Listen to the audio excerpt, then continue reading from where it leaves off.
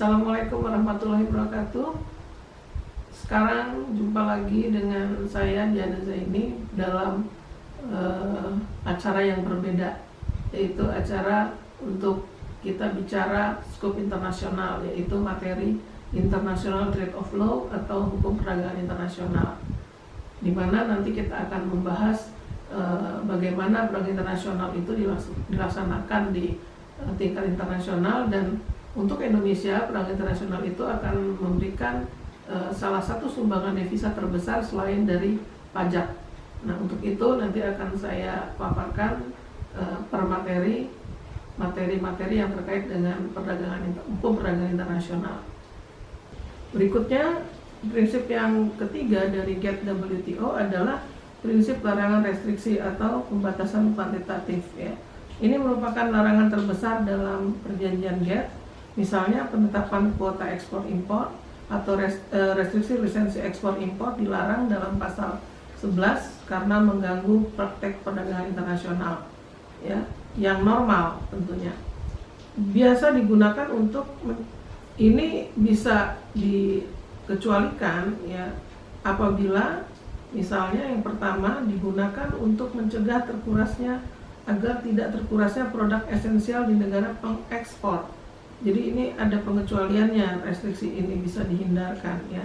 Misalnya kalau terus diimpor atau diekspor dari barang-barang hal-hal yang diinvestasikan yang diproduksi di Indonesia, misalnya dalam kasus di Papua, ya, dengan konsep investasi asing, ya, yang kemudian itu di situ ditemukan tambang emas dan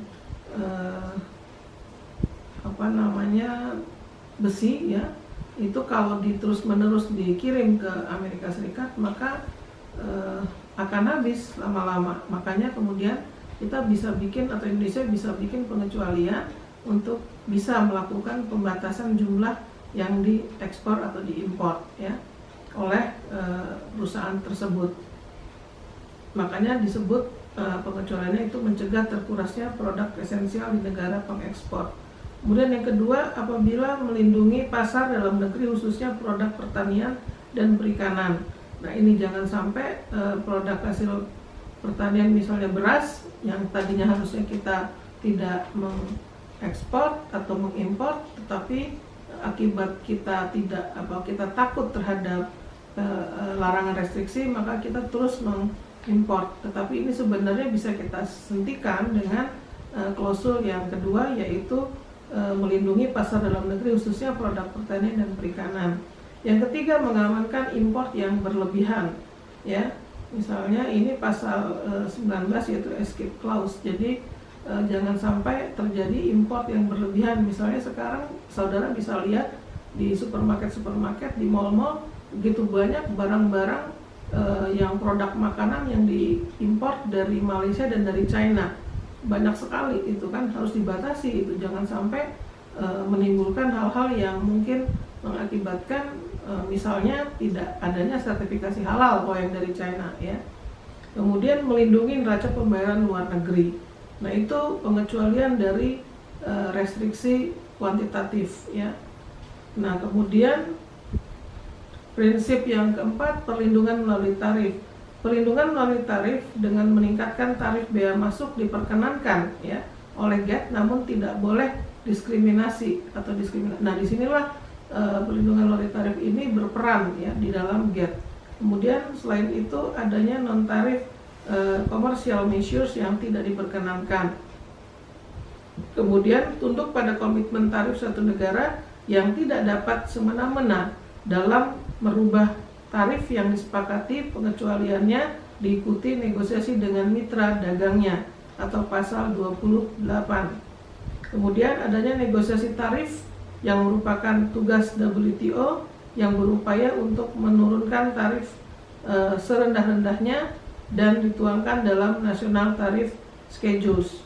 Kemudian adanya WTO atau WTO mensyaratkan penurunan tarif sampai dengan 40%, khususnya produk industri di negara-negara maju. Nah, kemudian yang prinsip terakhir yaitu prinsip resiprositas. Prinsip resiprositas ini diatur di dalam paragraf 3 preambul GATT ya. Kemudian prinsip fundamental dalam GATT ini berlaku untuk perlindungan tarif atas dasar menguntungkan satu sama lain. Tetapi ini kalau menurut saya hanya lip service saja. Kenapa saya katakan itu? Karena tetap negara-negara maju akan mendominasi dan dia tidak akan mau tersaingi oleh negara-negara berkembang. Kemudian adanya perlakuan khusus bagi negara berkembang. Ini menjadi lip service ya, bahwa adanya enabling clause ya, yaitu perlakuan menguntungkan dan partisipasi yang lebih besar pada negara berkembang, di mana negara berkembang juga pelaku permainan dalam perdagangan dunia yang menjadi dasar negara industri memberikan generalized system of preferences. Jadi dianggap dalam perlakuan khusus ini, enabling clause ini, negara berkembang tidak lagi menjadi objek melainkan menjadi subjek, sama-sama dalam strata atau kedudukan yang seimbang. Kemudian kalau garis besar ketentuan GATT saudara bisa baca dalam bukunya Prof. Adolf atau dalam slide saya, ada 38 pasal yang tersebut dibagi ke dalam 4 bagian. Bagian pertama mengandung 2 pasal, bagian kedua mengandung 20 pasal ya. Kemudian bagian ketiga mengandung 11 pasal, bagian keempat ada 3 pasal. Nah, itu bisa saudara baca nanti pasal-pasalnya di dalam PPT saya ya. Kemudian pokok-pokok perjanjian akhir dari putaran Uruguay tadi saya sudah sebutkan ya. Yang pertama ada putaran Jenewa, Annecy, Torquay, Jenewa lagi, Dylan, Kennedy, Tokyo, dan Uruguay. Di tahun 1994 inilah kemudian GATT berubah casingnya menjadi WTO. Nah, kemudian adanya perjanjian akhir putaran Uruguay atau Final Act of the Uruguay Round memuat 3 pokok kesepakatan penting. Yang pertama memuat Final Act, yakni kesepakatan mengenai dirampungkannya perundingan perdagangan multilateral putaran Uruguay. Yang kedua memuat Agreement Establishing the World Trade Organization beserta 4 pokok lampiran atau annex-nya, yakni yang pertama atau yang A, lampiran 1 terdiri dari lampiran pertama terdiri dari 3 bagian ya, 3 bagian lampiran. Lampiran 1A atau Annex 1A yaitu Agreement on Trade in Goods, Annex 1B atau lampiran 1B General Agreement on Trade in Services, General Agreement on Trade in Services. Yang ketiga lampiran 1C atau Annex 1C yaitu Agreement on Trades including Trade in Counterfeit Goods, termasuk kode etik ya. Nah, ini yang B adalah atau B lampiran kedua atau Annex 2 yaitu tentang Understanding and on Rules and Procedure Governing the Settlement of Disputes. Yang C lampiran ketiga atau Annex 3 yaitu Trade Policy Review Mechanism. Dan yang D atau Annex 4 atau lampiran yang keempat yaitu Bilateral Trade Agreement. Yang ketiga memuat Ministerial Decision and Declaration yang memuat keputusan dan deklarasi mengenai 12 subjek atau isu perdagangan. Adapun isi perjanjian Uruguay terbagi atas 15 kelompok, 11 kelompok ketentuan lama dalam GATT dan 4 kelompok ketentuan baru dalam GATT. Yang pertama tentang tarif, yang kedua tentang non-tarif atau non-tarif measures, yang ketiga tropical products, yang keempat natural resource based product, yang kelima tekstil atau pakaian, kemudian agriculture atau pertanian, yang ketujuh GATT articles atau artikel-artikel dalam GATT atau pasal-pasal dalam GATT ya. Kemudian yang ke-8 safeguard, pengecualian tadi.